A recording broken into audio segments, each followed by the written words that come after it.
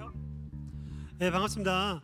오늘은 저희 중고등부에서 찬양을 준비했습니다. 그래서 함께 찬양하실 텐데 아마 모르시는 찬양들을 많이 할 것 같습니다. 우리 중고등부에서 많이 하는 그런 찬양들 할 텐데 잘 모르시지만 우리 가사 생각하시면서 또 이렇게 우리 학생들 찬양하는 거 보시면서 함께 예배하고 찬양했으면 좋겠습니다.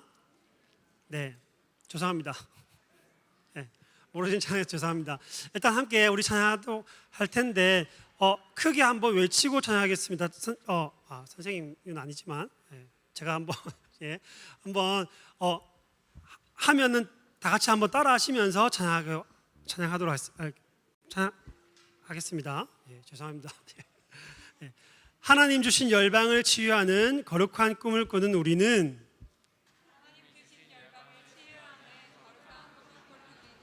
세상이 감당치 못할 믿음의 사람입니다.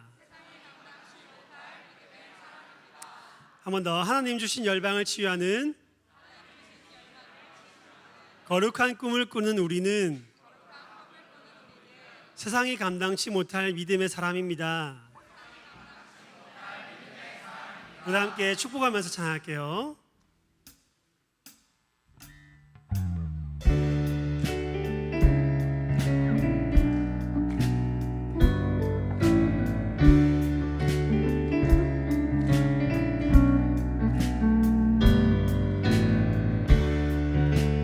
하나님 주신 열방을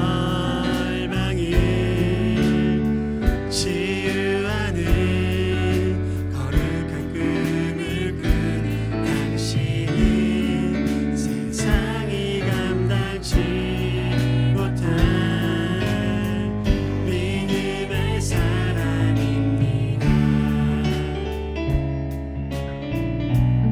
하나님 주신 열방을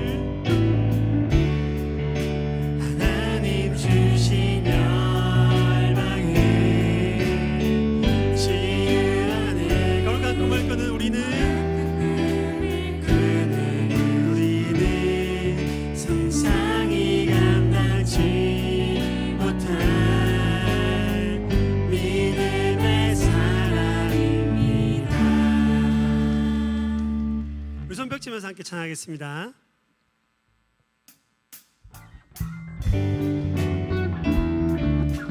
다시 한 번만 할게요.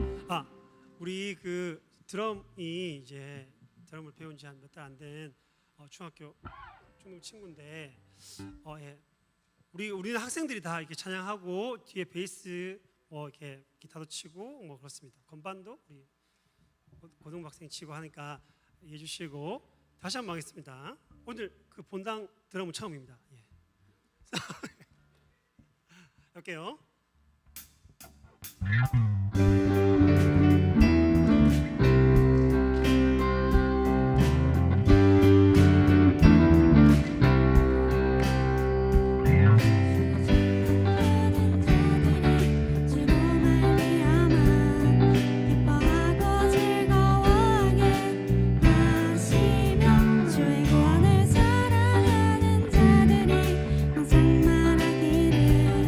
하나님은 위대하시다.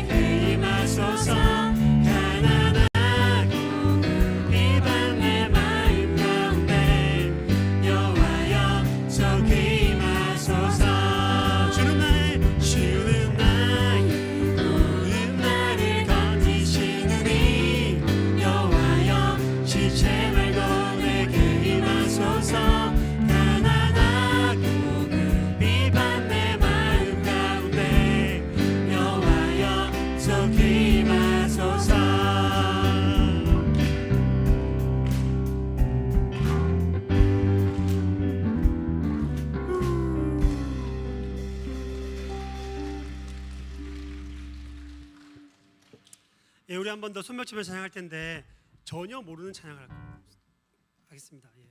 그래서 하고 손뼉치면서 빠르게 또 할 겁니다. 예. 빠르게 손뼉치면서 함께 하나님을 기뻐하는 시간 되었으면 좋겠습니다.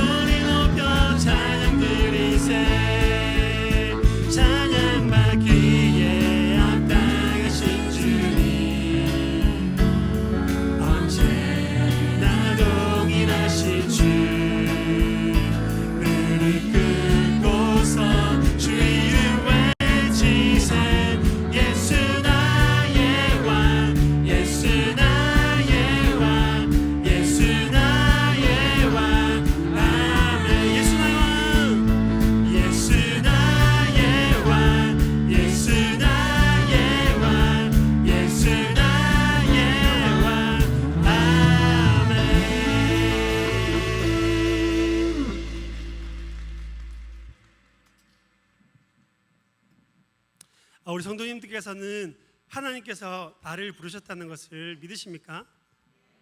예, 우리 중고등부 친구들도 마찬가지로 하나님이 우리를 부르셨다는 것을 처음부터 우리를 그렇게 만드셨다는 것을 믿고 있습니다. 그리고 믿으려고 노력하고 준비하고 있는 시기인 것 같습니다. 우리 성도님들께서 각자의 삶 속에서 부르신 하나님의 뜻을 기억하면서 함께 찬양했으면 좋겠습니다.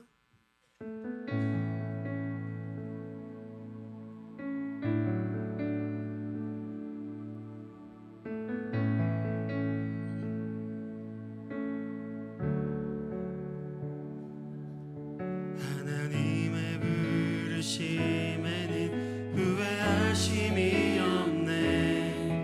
내가 이 자리에 선 것도 주의 부르심이야. 하나님의 부르심에는 결코 실수가 없네. 나를 부르신 하나님의 신실하심을 믿네. 하나님의 부르심에는 하나님의 부르심에는 후회하심이 없네. 내가 이 자리에 선 것도 주의 부르심이라. 하나님의 부르심에는 결코 실수가 없네. 나를 부르신 하나님의 신실하심을 믿네.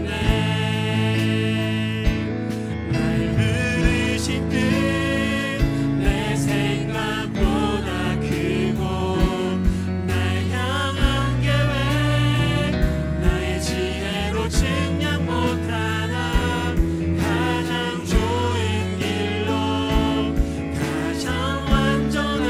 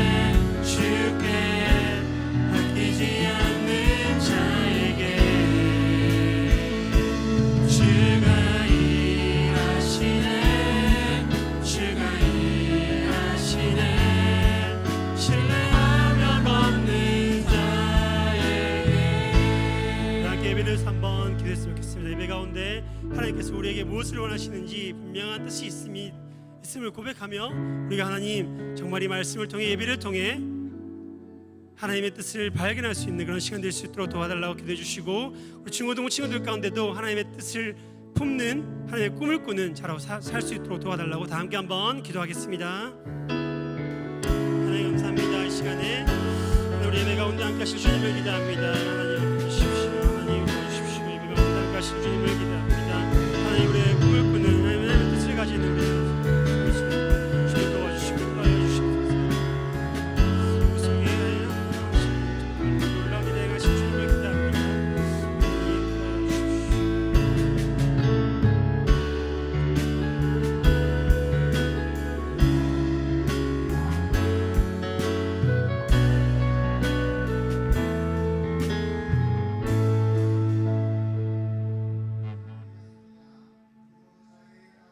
하나님 나라에 임하소서 찬양함으로 2025년도 7월 20일 주일 낮 예배 하나님께 올려드립니다.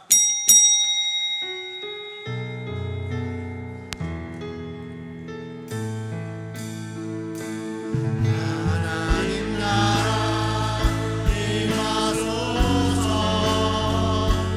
영광과 존귀 능력과 위엄 놀라운 사랑의 기적의 하나님 지금 이곳에 오소서 주 높고 위에 하심을 크게 외쳐 선포하네 왕의 왕 주 하나님 지금 오소서 주 높고 위에 하심을 크게 외쳐 선포하네 왕의 왕 주 하나님 지금 오소서.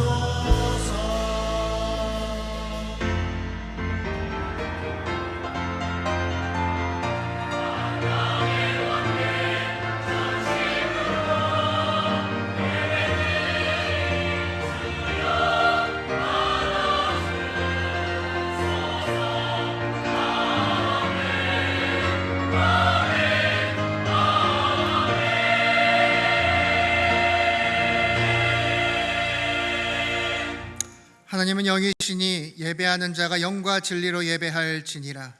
하나님 아버지, 이 시간 간절한 마음으로 주님 앞에 나아갑니다. 세상의 많은 것들을 뒤로하고 온전히 주님만 바라보게 하여 주시옵소서. 우리 예배의 처음과 마지막을 온전히 주님 홀로 영광 받아 주시옵소서. 주의 성령께서 우리와 함께하길 원하며 예수님의 이름으로 기도합니다. 아멘. 전능하사 천지를 만드신 하나님 아버지를 내가 믿사오며 그 외아들 우리 주 예수 그리스도를 믿사오니 이는 성령으로 잉태하사 동정녀 마리아에게 나시고 본디오 빌라도에게 고난을 받으사 십자가에 못 박혀 죽으시고 장사한 지 사흘 만에 죽은 자 가운데서 다시 살아나시며 하늘에 오르사 전능하신 하나님 우편에 앉아 계시다가 저리로서 산자와 죽은 자를 심판하러 오시리라. 성령을 믿사오며 거룩한 공예와 성도가 서로 교통하는 것과 죄를 사하여 주시는 것과 몸이 다시 사는 것과 영원히 사는 것을 믿사옵나이다. 아멘.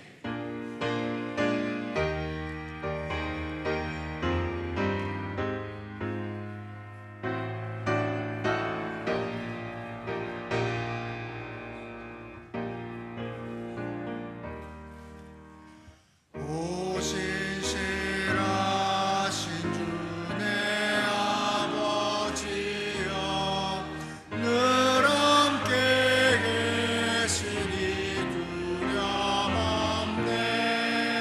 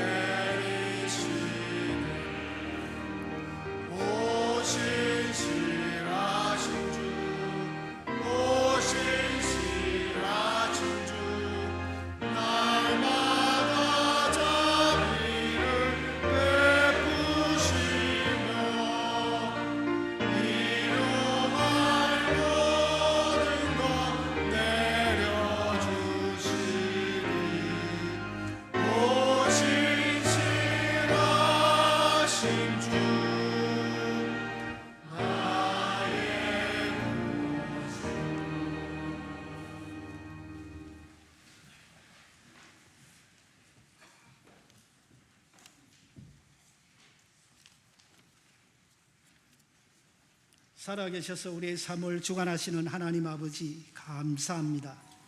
사랑하는 성도들 하나님 은혜 가운데 한 주간도 지켜주심을 감사드리며 거룩한 주를 감사드립니다.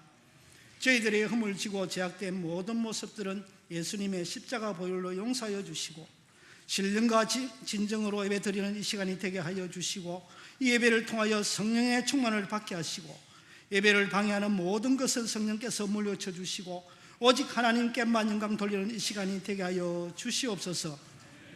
하나님 아버지, 우리 주님의 뜻이 계셔서 이 재단을 세워주신 줄 믿습니다. 당회와 주일학교와 모든 기관들이 협력하여 선을 이루는 전포교회가 되어 모든 성도가 말씀 안에 하나 되어 오직 말씀에 순종함으로 세상에 나아가서 영혼구원의 역할을 잘 감당하고 하나님과의 바른 관계를 갖게 하시고 그리스도의 향기를 바라며 풍성함 올리는 성도들이 다 되게 하여 주시옵소서.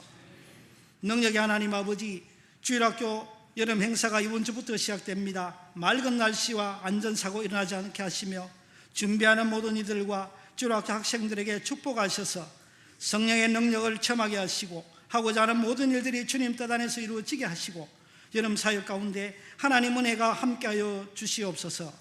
저희 교회 다음 세대인 주일학교와 청년들과 젊은이들을 축복하셔서 학업에 지혜를 주시고 성령께서 함께 하셔서 믿음으로 승리하는 삶을 살 수 있도록 인도하여 주시기를 간절히 원합니다. 사랑의 하나님 아버지, 무더운 여름 날씨에 연로하신 어르신들을 강건하게 하사 교회의 미래와 자녀들을 위하여 마음껏 기도할 수 있도록 인도하여 주시옵소서. 전포교회 파송 선교사와 협력 선교사 등 세계 곳곳에 흩어져 복음을 전하는 선교사님들의 건강과 안전을 지켜주시고 위험한 일을 명쾌하여 주시며 하늘에 신령한 은사를 날마다 내려주셔서 선교사님을 통하여 날마다 구원받는 자의 수가 더하여지고 풍성한 열매를 맺게 하여 주시옵소서. 이 시간 말씀을 전가하실 정학 목사님, 성령께서 함께 하셔서 전하는 말씀을 통하여 우리 모든 성도들의 기도 제목이 응답받으며 우리의 심령이 회복되게 하시고 육신의 연약한 자들에게 건강을 회복해 하시며 주님의 위로를 기다리는 이에게는 위로의 말씀이 되게 하셔서 말씀을 듣는 저희 모든 성도들에게 말씀에 순종할 수 있는 믿음을 주시고 세상에 얻어받은 자로서의 사명을 감당하며 살아갈 수 있도록 은혜 베풀어 주시기를 원합니다. 오늘도 몸된 길을 위하여 곳곳에 기쁨으로 수고하는 성도들을 축복하시고 주님 주시는 참 평안과 기쁨을 허락하여 주시옵소서. 시온 찬양이 드리는 찬양을 통하여 하나님 홀로 영광 받아 주시옵소서. 감사하고 날군하신 예수 그리스도의 이름으로 기도하옵나이다. 아멘.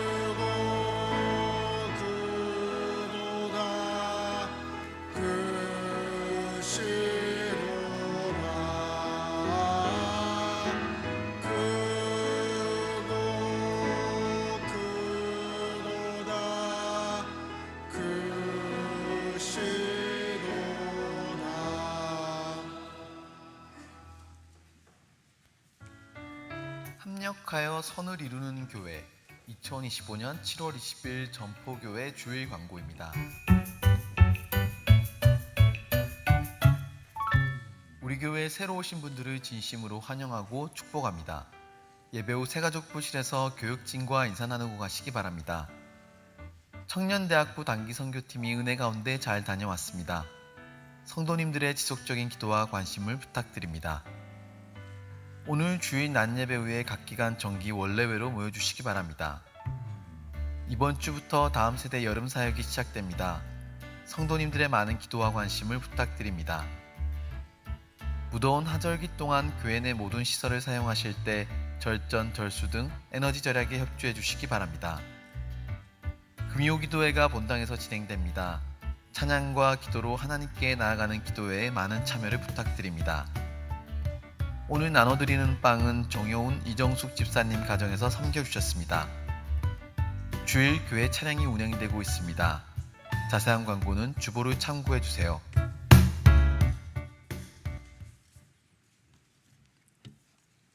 다 함께 말씀 보도록 하겠습니다. 창세기 12장입니다. 창세기 12장 1절에서 9절 말씀입니다. 창세기 12장 1절에서 9절 말씀입니다.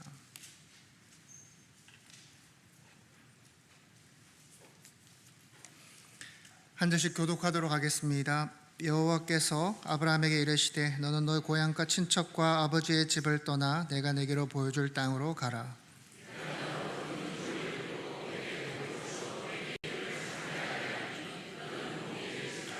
너를 축복하는 자에게는 내가 복을 내리고 너를 저주하는 자에게는 내가 저주하리니 땅의 모든 족속이 너로 말미암아 복을 얻을 것이라 하신지라.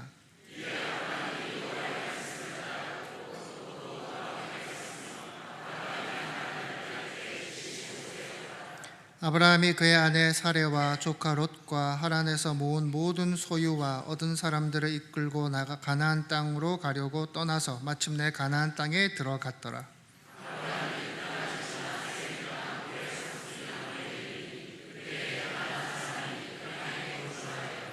여호와께서 아브라함에게 나타나 이르시되 내가 이 땅을 내 자손에게 주리라 하신지라. 자기에게 나타나신 여호와께 그가 그곳에 제단을 쌓고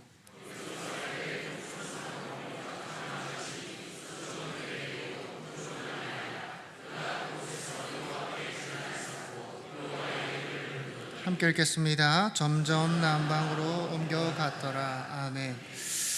사랑하는 여러분, 우리는 종종 이런 생각들을 하고는 합니다. 하나님 잘 믿으면 우리가 하는 일들이 다 평탄해지겠지. 우리의 인생이 평탄해지겠지. 예배를 열심히 드리면 일이 잘 풀릴 거야. 기도하면 상황이 달라질 거야.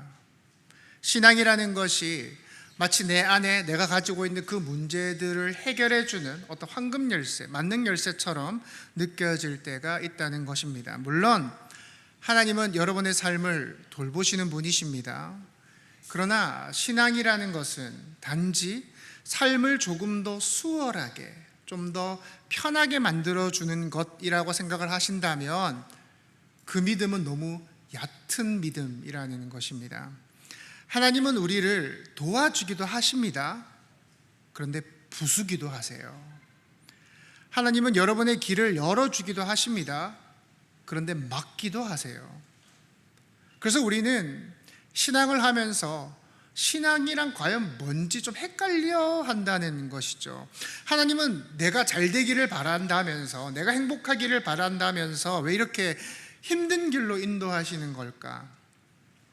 이 질문 앞에 서면 우리는 다시 처음으로 돌아가야 됩니다. 도대체 하나님을 믿는다라는 게 뭔가라는 겁니다. 우리가 믿는다면 뭘 믿는다는 건가 생각해 봤으면 좋겠습니다. 출애굽기에 보시면 하나님이 모세를 부르시죠. 그리고 모세를 부르실 때 이렇게 이야기를 하십니다. 출애굽기 3장 8절입니다. 내가 내려가서 그들을 애굽인의 손에서 건져내고 그들을 그 땅에서 인도하여 아름답고 광대한 땅, 젖과 꿀이 흐르는 땅, 곧 가나안 족속, 헷 족속, 아무리 족속, 브리스 족속, 히위 족속, 여보스 족속의 지방에 데려가려 하노라. 여러분 여기 보시면 젖과 꿀이 흐른다라는 표현이 나오죠. 참 듣기 좋은 표현입니다. 얼마나 참 달콤한 표현입니까? 여러분, 이스라엘 백성들은 애굽에서 400년간, 그 긴 400년 동안 노예 생활을 했단 말입니다. 뼈를 깎는 고통의 시간을 보냅니다. 그리고 이제 해방되게 되었어요. 근데 하나님께서 그들을 그 젖과 꿀이 흐르는 땅으로 데려가겠다고 하시니 그 마음에 얼마나 설레겠습니까? 얼마나 큰 기대가 있겠습니까? 신명기 11장 12절입니다. 내 하나님 여호와께서 돌보아 주시는 땅이라 연초부터 연말까지 내 하나님 여호와의 눈이 항상 그 위에 있느니라. 이 말씀 하나로도 우리는 충분히 알 수가 있습니다. 이 가나안 땅은 그냥 좋은 땅이 아니구나. 하나님의 눈이, 하나님의 시선이 항상 머무는 땅이구나. 하나님이 계신 땅이구나. 하나님이 마음을 두신 땅이구나라는 걸 우리가 알 수가 있습니다. 여러분, 민수기 13장에 보시면 이제 이스라엘 백성들이 가나안 땅에 근처에 도착을 해서 정탐을 하러 가지요. 단순히 정탐만 하고 돌아온 게 아닙니다. 그 가나안 땅에서 어떤 증거를 가지고 옵니다. 무엇이었습니까? 에스골 골짜기에서 포도송이를 가지고 와요. 근데 그 포도송이가 얼마나 컸는지, 어찌나 컸는지 두 사람이 어깨에 메고 와야 했을 정도로 그 포도송이가 컸다라는 겁니다. 여러분, 생각해 보시죠. 그 포도송이가 얼마나 크길래 혼자 들지 못할 정도면 얼마나 무거웠다는 겁니까? 그들이 그렇게 말합니다. 민수기 13장 27절입니다. 모세에게 말하여 이르되 당신이 우리를 보낸 땅에 간즉 과연 그 땅에 젖과 꿀이 흐르는데 이것은 그 땅의 과일이니이다. 여러분, 여러분 우리가 잊지 말아야 될 것은 그 10명의 정탐꾼들, 그 10명 중 그 누구도 단 한 명도 그 땅이 좋다라는 것을 부정한 사람은 없다는 거예요. 분명 좋은 땅이다. 근데 그 땅이 나쁘다는 게 아니라 그 땅을 차지할 자신이 없었다라는 거였었죠. 그렇게 성경은 분명히 이 가나안 땅은 참 그 젖과 꿀이 흐르는 땅이다라고 말하고 있습니다. 그래서 우리는 자연스럽게 이렇게 생각하게 되지요. 그래, 하나님이 아브라함에게 그 가나안 땅을 주시겠다라는 건 참 좋은 땅을 주시겠다라는 거구나. 참 좋은 땅 주시려고 그러는 거구나. 근데 여러분, 한번 생각해 봐야 될 게 있습니다. 생각해 봐야 될 게 있어요. 그 땅이 정말 우리가 생각하는 것처럼 그렇게 좋은 땅이었을까요? 정말 그 땅이 풍족한 땅이어서 하나님이 그 땅으로 아브라함을 불러내시는 걸까요? 그 땅이 정말 실제로 비옥하고 풍요로운 땅이었을까요? 오늘 본문을 다시 한번 살펴보도록 하겠습니다. 창세기 12장 5절입니다. 12장 5절 함께 읽도록 하겠습니다. 시작. 아브라함이 그의 아내 사레와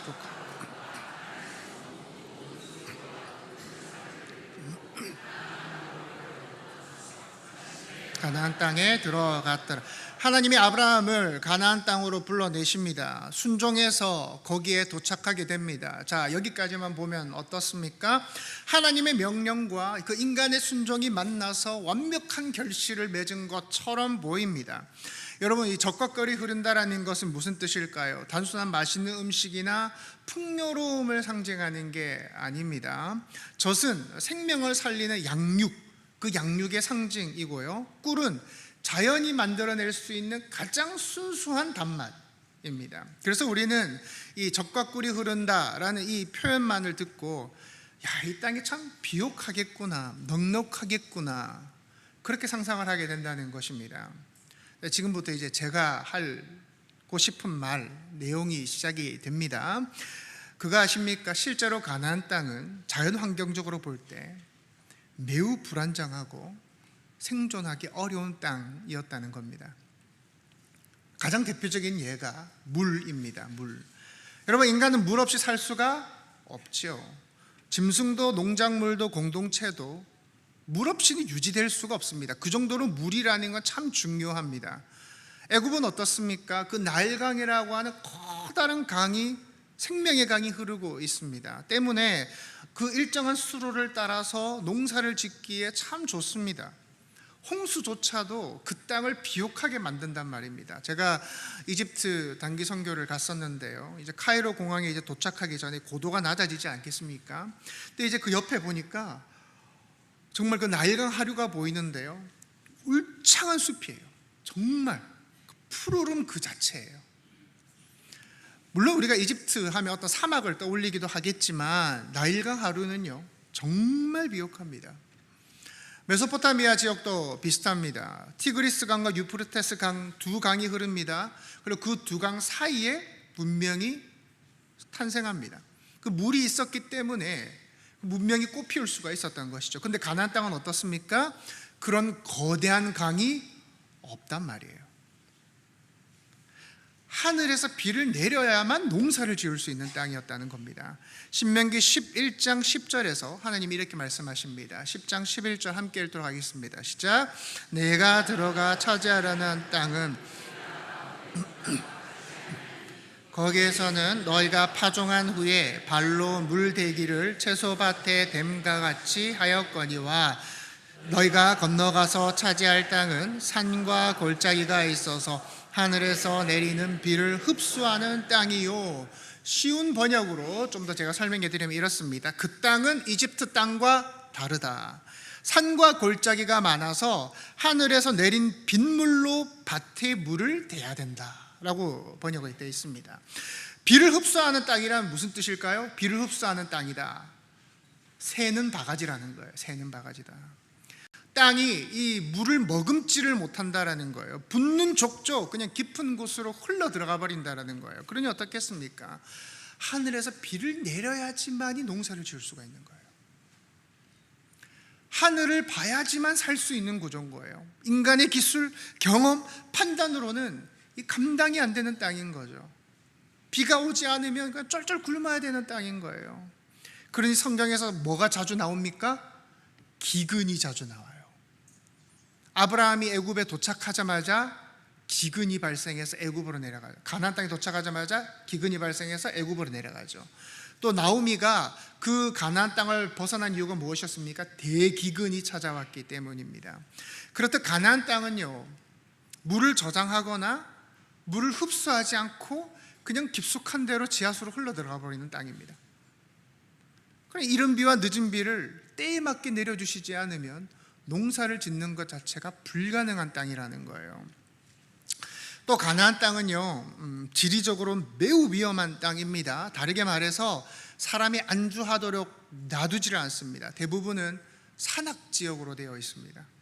길라 산지, 에브라임 산지, 유다 산지, 갈릴리 산지, 다 말하는 게 무엇입니까? 산지인데 평야가 거의 없다는 거예요. 평야가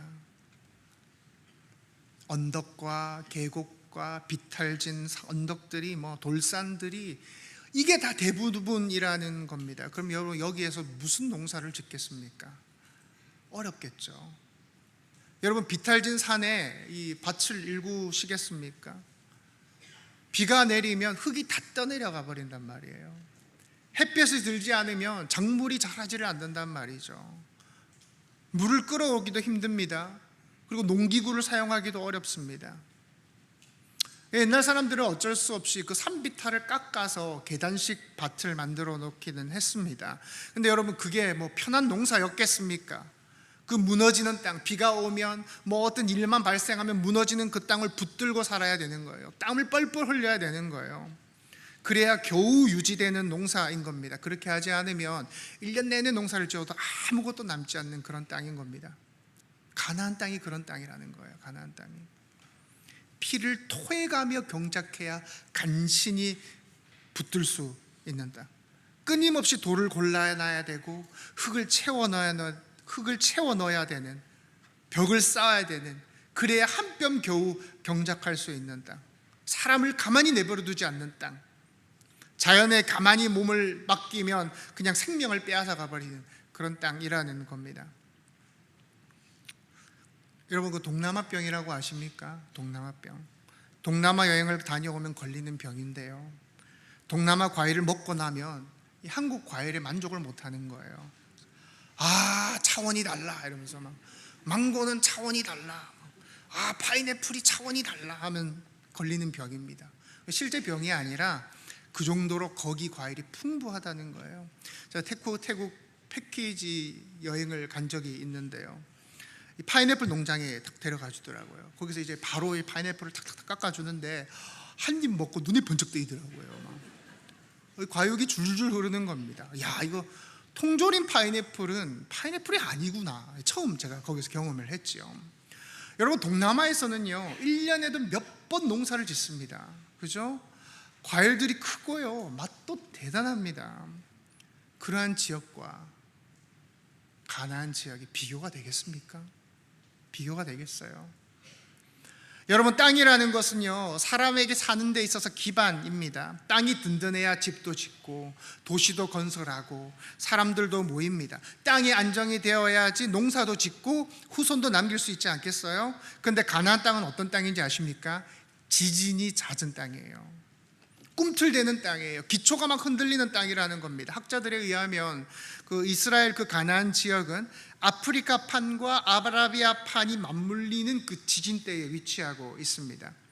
이스라엘과 요르단 사이 요단 계곡을 따라 이어지는 그 지각의 경계에는 고대에서도 지진 활동이 매우 활발했습니다. 그래서 성경에 보시면 지진에 대한 기록이 굉장히 많습니다. 아모스 1장 1절입니다. 우시아 왕 유다 왕 우시아의 시대, 곧 이스라엘 왕 요아스의 아들 여로보암의 시대 지진 전 2년에 드고와 목자 중 아모스가 이스라엘에 대하여 이상으로 받은 말씀이라. 스가랴 14장 4절 5절입니다. 그날에 그의 발이 예루살렘 앞 곧 동쪽 감람산에 서실 것이요 감람산은 그 한가운데가 동서로 갈라져 매우 큰 골짜기가 되어서 산 절반은 북으로 절반은 남으로 옮기고 그 산 골짜기는 아셀까지 이를지라. 너희가 그 산 골짜기로 도망하되 유다 왕 우시아 때에 지진을 피하여 도망하던 것 같이 하리라. 나의 하나님 여호와께서 임하실 것이요 모든 거룩한 자들이 주와 함께 하리라. 마태복음 27장 51절입니다. 이에 성소 휘장이 위로부터 아래까지 찢어져 둘이 되고 땅이 진동하며 바위가 터지고. 가나안은 그만큼 자주 흔들리던 땅이라는 거예요. 일본처럼 말입니다. 우리는 생각하게 되는 거죠. 하나님이 약속하신 땅이라면 평안하고 안정돼야 되는 거 아닙니까? 그죠? 하나님이 이끄시는 그 복된 삶이라면 기반이 단단하고 예측 가능한 삶이어야 되는 것 아닙니까? 그런데 아브라함은 하나님이 그런 땅이 아니라 언제 무너질지 모르는 땅, 그런 땅으로 인도되었다라는 겁니다. 여러분, 가장 큰 문제가 뭔지 아십니까? 문제 아직 안 끝났습니다. 가장 큰 문제가 뭔지 아십니까? 가나안 땅은 고대 근동 사회에서 끊임없이 전쟁이 벌어지던 지역이었다는 거예요. 마치 그 시내 한복판 로타리처럼 수많은 문명과 수많은 군대들이 오가는 지역에 있었다는 겁니다. 그러니 거기가 평화로웠겠어요? 한시도 잠잠할 날이 없는 거예요. 여러분, 지도를 머릿속에 한번 떠올려 보시기 바랍니다. 남쪽에는 애굽 왕국이 있습니다. 북동쪽에는 바벨론 제국이 있습니다. 북쪽에는 아수르와 아람이 있습니다. 서쪽에는 해양 민족과 해상 세력들이 있습니다. 그래서 북쪽 세력들이 강해지면 자연스럽게 남쪽으로 내려옵니다. 그러다 보면 어디를 지나가요? 가나안 땅을 지나갑니다. 남쪽 세력이 강해지면 자연스럽게 북쪽으로 올라갑니다. 그러다 보면 또 가나안을 지나갑니다.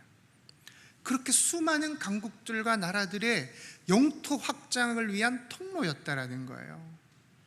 안 좋게 말해서 동네북이었다는 거예요. 동네북. 평안할 날이 없는 거예요.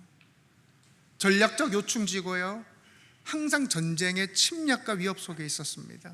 이사야서 9장에 보시면 갈릴리 지방을 가리켜 이방의 갈릴리라고 불러요. 다른 민족이 살고 있었기 때문이 아니라 끊임없이 외세의 침략이 있었기 때문이다. 싸움터가 되어왔기 때문이라는 거예요. 누구의 땅도 아니었다는 거예요. 오늘은 애굽의 땅, 내일은 아람 땅, 모레는 아수르 땅. 그래서 지도를 보면 항상 그 땅이 전쟁 중이라는 거예요. 여러분, 또 땅이라는 것은요 자연 환경으로만 이루어져 있지 않죠. 그 땅에 문화가 있습니다. 문화가. 제가 대구에서 9년간 사역을 했는데요, 제가 경험한 대구 성도들의 특징이 뭔지 아십니까? 처음에는 가만히 지켜봐요. 이분들이 양반들이세요. 양반들이셔서 처음 2, 3년은 가만히 이렇게 간을 봅니다. 정황 목사 잘하나 못하나 이렇게 보다가 큰 사고 안 치고 2, 3년이 지나면 그때부터 우리 사람이에요. 그때부터는요 무조건 우리 편인 거예요. 근데 부산 성도들의 특징은 뭐냐면요, 솔직합니다. 기면 기고 아니면 아니에요. 전도 축제 할 때도 전도 대상자 써내라고 하면요, 서울에서는 한 1000명 써내면 200명 올까 말까 하거든요. 체면이 중요하니까 뭐 사촌 이름들까지 해서 뭐라도 써내는 거예요. 근데 부산에서는요 300명 쓰면 200명이 돼와요. 안 데리고 올 사람 내 안 쓰겠다는 거예요. 부산 사람들은요 없는 말 못해요. 그래서 진실합니다. 여러분, 같은 하나님 믿잖아요. 근데도 교회 분위기가 그렇게 다르더라고요. 어디까지나 제가 경험한 내에서 말씀을 드리는 겁니다. 어느 지역에는 물질주의가 있고요, 어느 지역에는 죄악의 분위기가 있습니다. 가나안 땅은 어땠을까요? 우상 숭배의 중심지였습니다. 단순히 우상이 있던 게 아니라 문화 자체가 우상을 섬기는 문화였다라는 거예요.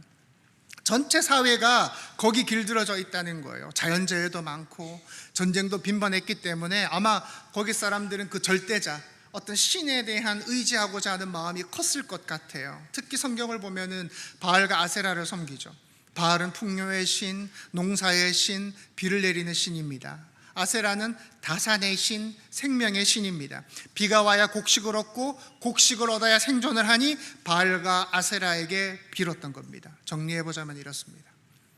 가나안 땅은 어떤 땅입니까? 메마르고 지진이 나고 환경적으로 어렵고 정치적으로 위험하고 영적으로 치열했던 전쟁터였다는 겁니다. 제가 여러분들께 긴 시간을 할애해서 이 가나안 땅이 우리가 생각하는 것과는 달리 좋은 땅이 아니라는 것을 설명해 드렸습니다. 자, 그럼 제가 여러분께 다시 물어보도록 하겠습니다. 여러분은 아직도 가나안 땅이 젖과 꿀이 흐르는 땅이라고 생각하십니까? 이제는 안 드실 겁니다. 이제는 안 드실 거예요. 그렇습니다. 가나안 땅은요, 표현이 젖과 꿀이 흐르는 땅이지 실제로는 객관적으로 보면 좋은 땅이 아니라는 거예요. 주변에 있는 나일강이나 저 티그리스강, 유프라테스강 그 주변이 훨씬 좋은 땅입니다. 이쯤 되면 우리가 솔직히 하나님 앞에 좀 묻게 돼요. 하나님, 왜 하필 이 땅입니까? 왜 이토록 힘든 땅을 아브라함에게 주신 겁니까? 왜 아브라함에게 좀 더 나은 조건, 좋은 조건을 주시지 않은 것입니까? 여러분, 그 당시에도 세상에는요 빈 땅이 정말 많았어요. 적의 침략도 없고 농사 짓기도 좋고 평평한 땅이 그 당시에도 세상에 많이 있었단 말이에요. 근데 하나님은요 그곳으로 아브라함을 부르지 않아요. 물이 부족하고 지형이 험난하고 지진이 일어나고 전쟁과 기근이 끊이지 않던 우상 숭배가 만연한 땅, 그 땅 가나안으로 부르셨다라는 거예요. 왜요? 이유는 하나인 겁니다. 좋은 땅 주시는 게 목적이 아니라는 거예요. 좋은 땅 주시는 게 목적이 아니라는 거예요. 하나님이 아브라함을 부르신 이유가 좋은 땅 주고 그로 하여금 행복한 삶을 살게 하려고 부르신 게 아니라는 거예요. 그럼 왜 부르신 겁니까? 이유가 분명합니다. 여러분 잘 들으십시오. 하나님은 아브라함을 그리고 이스라엘 백성들을 하나님 없이는 살 수 없는 백성으로 만들려 하셨기 때문인 겁니다. 여러분, 이것이 굉장히 중요합니다. 하나님은 우리를 복주려 하신다라는 것을 우리는 자꾸 물질적이고 어떤 환경적으로만 이해를 하려고 합니다. 더 좋은 집, 더 편한 환경, 더 넉넉한 재정, 물론 그것도 좋습니다. 저는 여러분이요 더 넓은 집으로 이사 가셨으면 좋겠어요. 저는 여러분이 직장이 안정되고요 사업이 번창하셨으면 좋겠어요. 그래서 하나님 나라를 위해서 더 많이 헌신할 수 있는 환경이 됐으면 좋겠어요. 근데 하나님이 말씀하시는 복은 그게 아니라는 거예요. 하나님께서 우리에게 주고자 하시는 진짜 복은 하나님 의지하지 않으면 살 수 없는 것을 배우는 거예요. 하나님만이 전부인 인생, 그게 복이라는 겁니다. 여러분, 하나님은 아브라함과 이스라엘 백성들이 풍요롭게 사는 것, 어려움 없이 사는 게 아니라 하나님 없이는 단 하루도 살 수 없기를 바라셨던 거예요. 이스라엘 백성들이 40년 광야를 지납니다. 지날 때 만나를 주시죠. 딱 하루치만 주세요. 쪼잔하게 딱 하루치만 주세요. 왜 하루치만 줍니까? 일주일치 그냥 탁 주면 안 됩니까? 하나님 의존하는 법을 배워야 되거든요. 여러분, 고 천정은 자매의 간증을 보신 적이 있으십니까? 말기암으로 시한부 판정을 받았습니다. 의사가 1년 남았다고 했습니다. 이때 마음이 어땠겠어요? 다 끝났다 생각을 했겠죠. 그런데 하나님 붙들면서 118차 항암까지 갑니다. 10년을 더 살아요. 여러분 118차, 와, 상상이 되십니까? 그 한 번 항암이 얼마나 고통스럽습니까? 그렇게 한 주 한 주 하나님이 살아내게 하시는 거예요. 마지막에 인터뷰 보니까 정말 예수 없이는 살 수 없는 인생을 살고 있다고 고백을 하시더라고요. 여러분, 우리는 그렇습니다. 우리의 마음이 평안할 때는 하나님이 잘 안 보입니다. 은혜에 대한 간절함이 생기지 않습니다. 큰 필요를 느끼지를 못해요. 하지만 절박할 때, 우리가 아무것도 할 수가 없을 때, 모든 기대가 무너졌을 때 은혜를 구하게 됩니다. 아, 난 하나님 없이는 살 수 없는 존재구나.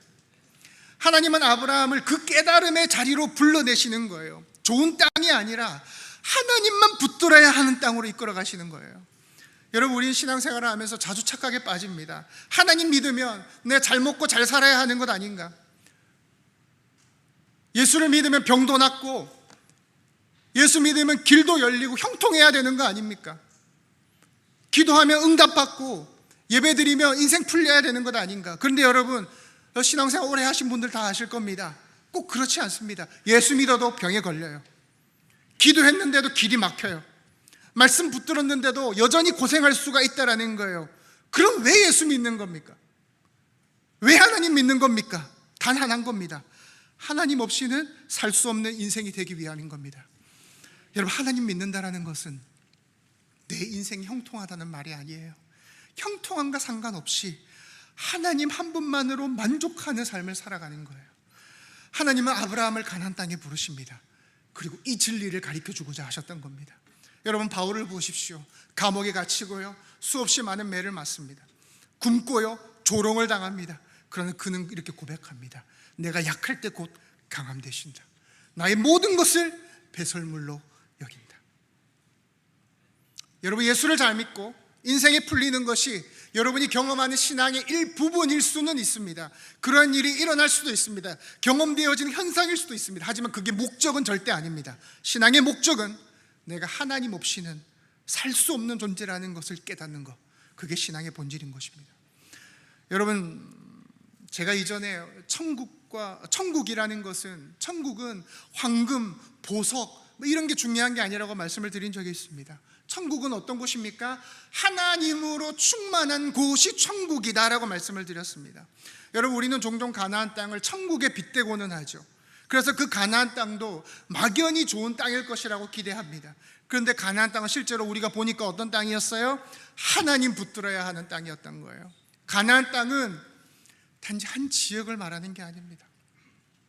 하나님을 의지해야 하는 자리, 하나님의 은혜를 구해야 하는 자리, 사람을 사용하시기 위해 단련하시고 연단하는 자리, 그 자리가 가나안 땅인 겁니다. 다윗을 보십시오. 어렸을 때부터 하나님의 눈에 띕니다. 소년 시절 들판에서 양을 치면서 하나님을 찬양하고 노래합니다. 그러다 어느 날 기름 부음을 받습니다. 왕이 될 자로 택함 받습니다. 바로 왕이 됩니까? 아니에요. 기다림과 도망의 세월이 있습니다.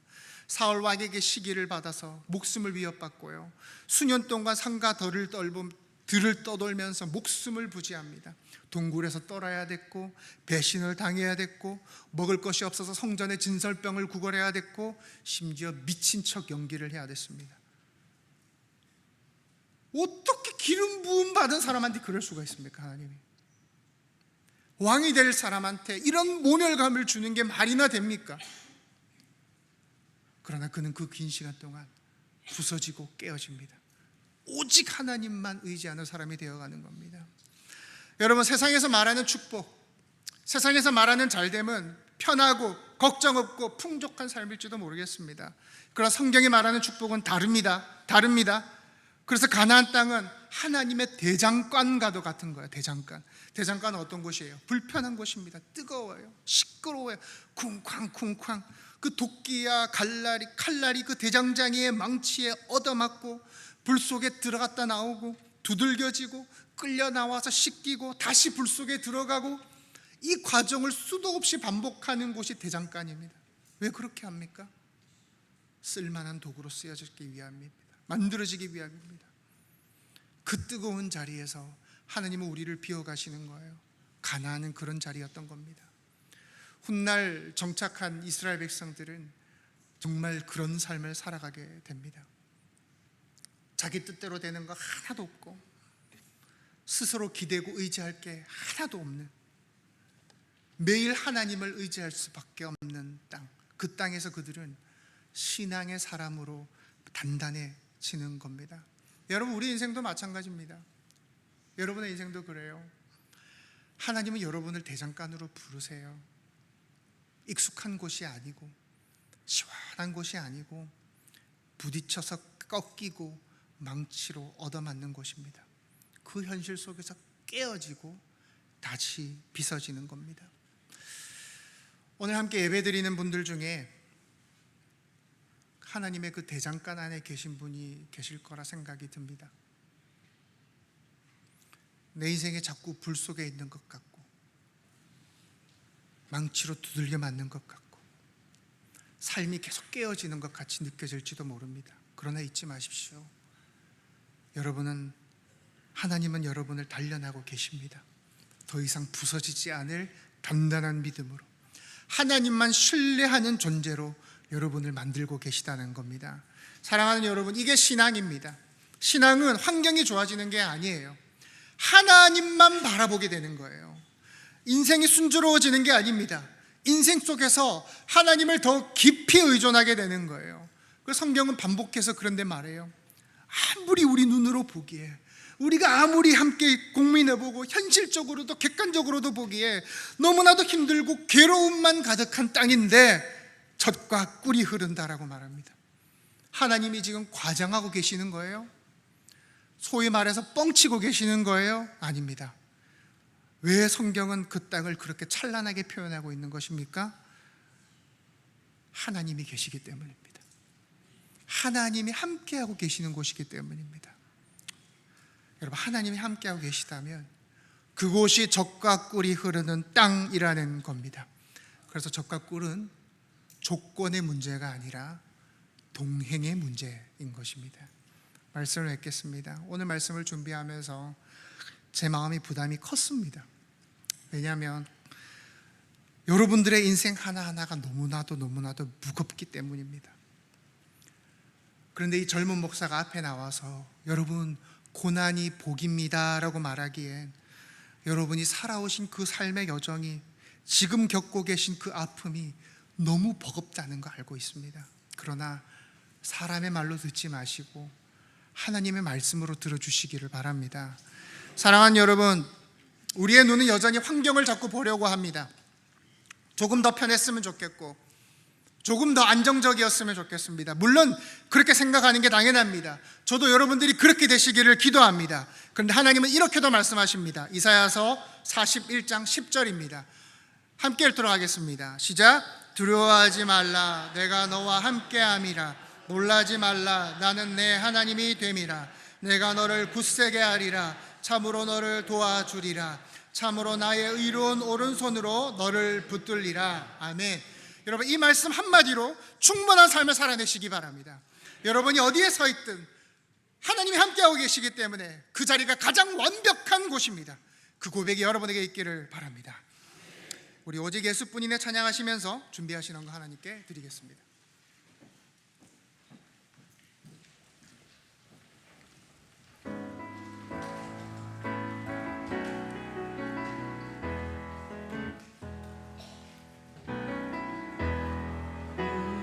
아니면 살아갈 수가 없네. 호흡마저도 다 주의 것이니 세상 평안과 의로 내게 없어도 예수, 오직 예수뿐이네. 그 신께 다 볼 수도 없고 자유로 나를 지쳐도 주께 묻기 나의 모든 삶 버티고 그리게 하시네.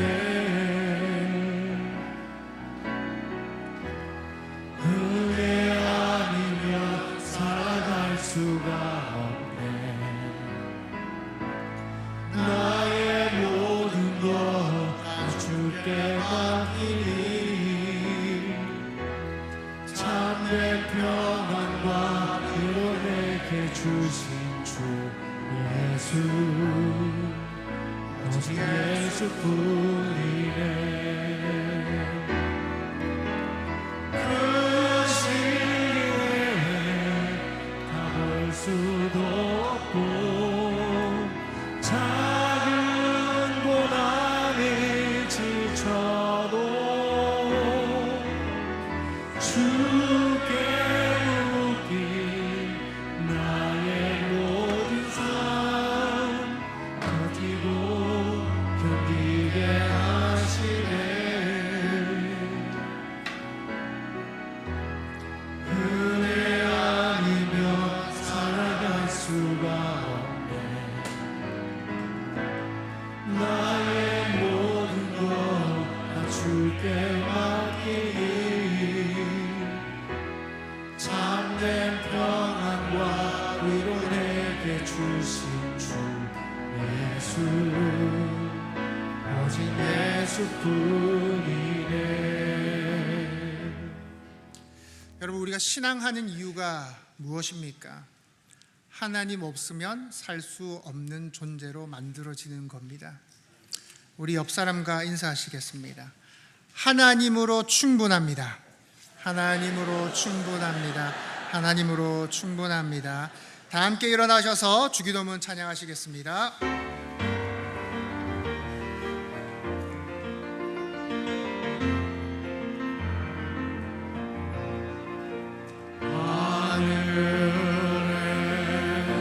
계신 아버지 이름 거룩하사 주님 나라 임하시고 뜻이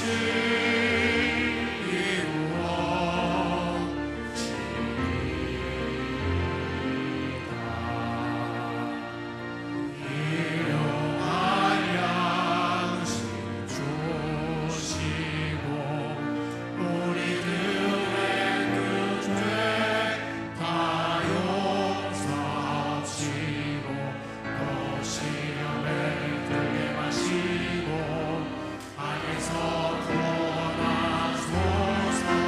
내게 주의 나라 주의 권세 주의 영광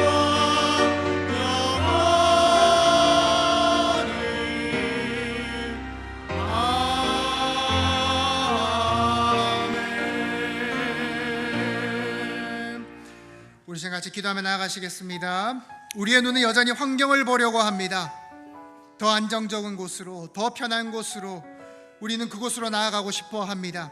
그러나 오늘 성경은 우리에게 이야기를 합니다. 하나님이 함께 하시는 그곳이 젖과 꿀이 흐르는 땅이라고. 하나님이 동행하는 그곳이 우리에겐 가나안 땅이라고. 우리 시간 같이 기도하며 나아갔으면 좋겠습니다. 하나님, 내가 어디에 있든지 어떤 환경 가운데 있든지 그 환경을 바라보는 것이 아니라 주님이 나와 함께 하심으로, 주님과 동행함으로 내가 기쁨과 행복한 삶을 살아가게 하여 주시옵소서. 주님 한 분만으로 만족한 삶 살게 해달라고 우리 기도하며 나아가시겠습니다. 주여 부르시고 기도하시겠습니다. 주여, 아버지 하나님, 주여 이 시간 간절히 기도합니다. 우리가 주님 한 분만으로 만족하기를 원합니다. 주님만으로 우리가 만족하기를 원합니다. 우리가 어느 어떤 환경과 어떠한 상황과 어떠한 조건 가운데 있든지 우리가 그 상황에 매몰되는 것이 아니라 우리의 그 모든 환경을 뛰어넘어 일하시는 아버지 하나님, 주님이 우리와 함께 하시기에 그곳이 아버지 가나안 땅임을, 그곳이 젖과 꿀이 흐르는 땅임을 우리가 기억하게 하여 주시옵소서. 아버지 하나님, 오늘 말씀을 해주심에 감사합니다. 우리 귀한 성도님들, 우리가 사랑하는 성도님들, 아버지 이들의 삶 가운데 주님이 동행하실 때, 주님이 함께 하실 때 그곳이 복된 곳임을 아버지 우리가 믿게 하여 주시옵소서.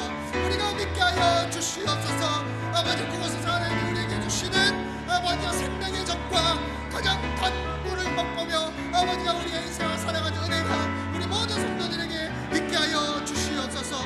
아버지, 주님 우리를 불쌍히 여겨 주시고 우리의 인생 가운데 힘들고 어려운 상황들이 있더라도 그 일 넘어서 일하실 그 아버지 하나님, 우리의 복 주실 아버지 하나님, 그 하나님을 바라보며 살아가는 자들 되게 하여 주시옵소서. 아버지 하나님, 거룩하신 하나님 아버지, 오늘도 우리를 말씀 앞에 세우시고 하나님이 어떤 분이신지, 그리고 우리가 어떤 자들로 부름받았는지를 깨닫게 하시니 감사합니다. 주님, 우리는 종종 안정된 삶을 보장으로 오해합니다. 형통만을 복이라 생각합니다. 하지만 말씀을 보니 하나님은 우리를 단지 좋은 땅이 아니라 하나님 없이는 살 수 없는 땅으로 인도하심을 보게 됩니다. 우리 눈에 보기에는 척박하고 현실적으로는 위태롭고 우리의 손으로 어찌할 수 없는 땅, 그 땅에 우리를 세우신 이유는 우리가 하나님만 의지하는 사람으로 다듬어지고 깎이고 빗어지기를 원하셨기 때문임을 이제 깨닫습니다. 주님, 여전히 우리는 연약하고 부족합니다. 불이 뜨겁습니다. 망치가 무겁게만 느껴집니다. 왜 이렇게 우리의 인생을 힘들고 어렵게 하시는지 주님의 뜻을 헤아리지를 못합니다. 그러나 주님, 그 불 가운데, 그 두드림 가운데 하나님이 우리와 함께 하신다는 그 약속을 잊지 않게 하여 주시옵소서. 그 자리가 젖과 꿀이 흐르는 땅임을 믿음으로 고백하게 하여 주시옵소서. 우리의 성도님들 삶 하나하나를 붙들어 주시고 환경이 아니라 주님 한 분만으로 만족한 그러한 인생 살게 하여 주시옵소서. 주님, 이 시간 정성껏 드리는 예물을 하나님께 올려드립니다. 우리 헌금에 담긴 감사의 기도, 우리의 소망을 받아 주시옵소서. 이 물질이 쓰이는 곳마다 연약한 자들이 일어나고 아픈 자들이 회복되어지고 죽었던 자들이 살아나는 놀라운 은혜의 역사, 하나님 나라의 역사가 일어나게 하여 주시옵소서. 교회 일찍부터 섬기는 귀한 손길들이 있습니다. 이끄는 자로서 청소로, 주차로, 주방봉사로, 안내로, 방송으로, 교사로 섬기는 이들을 축복하여 주시고 기억하시어 하늘의 놀라운 상급으로 채워 주시옵소서. 하나님, 특별히 지금 이 시간 풀무불 속에 있는 이들이 있다면, 망치로 두들겨지는 영혼이 있다면 주님, 그 마음을 만져주시고 내가 너와 함께 한다는 그 말씀 한마디로 오늘 하루를 살아내는 은혜를 허락하여 주시옵소서. 모든 것을 감사하며 살아계신 예수 그리스도의 이름으로 기도합니다. 아멘. 여호와 내게 복을 주시고 너를 지키시기를 원하며, 여호와는 그 얼굴 내게 비추사 은혜 베푸시기를 원하고, 여호와는 그 얼굴을 향하여 드사 평강 주시기를 원하더라. 예수 그리스도의 은혜와 하나님의 사랑과 성령의 교통하심이 하나님과 동행하는 그곳이 젖과 꿀이 흐르는 땅임을 기억하여 환경에 매몰되는 것이 아니라 하나님과 함께함을 기뻐하기를 소망하는 이곳에 모인 모든 전포의 성도들 머리 위에 영원토록 항상 함께 있을지어다. 아멘.